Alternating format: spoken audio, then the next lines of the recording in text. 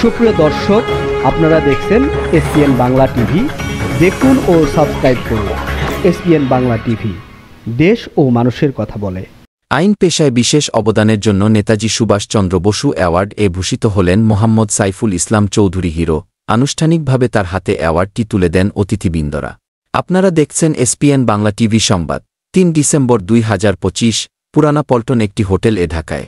উদীয়মান বাংলাদেশ আয়োজিত মানব সম্পদ উন্নয়নে আমাদের করণীয় আলোচনা সভা ও কবির কণ্ঠে কবিতা পাঠ অনুষ্ঠানে পুঁথিপাঠক হাসিনা মমতাজ এর সভাপতিত্বে প্রধান অতিথি কবি, লেখক ও গবেষক মাহমুদুল হাসান নিজামী, বিশেষ অতিথি কবি জাকির আবু জাফর, ডাক্তার Debika Rani Haldar, doctor Naima Khanam, Mohammad Saiful Islam Chowdhury hero, advocate Bangladesh supreme court, advocate Mohammad Moin Uddin, Dhaka bar association, শ্রমিক নেতা Abu Bakkar Siddique, secretary Shayedabad bus terminal Chandpur road committee, কবি ফারুক প্রধান। উপস্থাপনা করেন লিয়াকত আলী লিয়ান। মোহাম্মদ সাইফুল ইসলাম চৌধুরী হিরোর উজ্জ্বল ভবিষ্যৎ কামনা করেন এসপিএন বাংলা টিভি।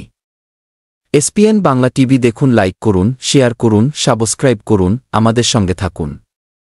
সাংবাদিক আজিজুল হক মিন্টুর প্রতিবেদন দেখুন, বক্তব্যে কি বলছে শুনুন।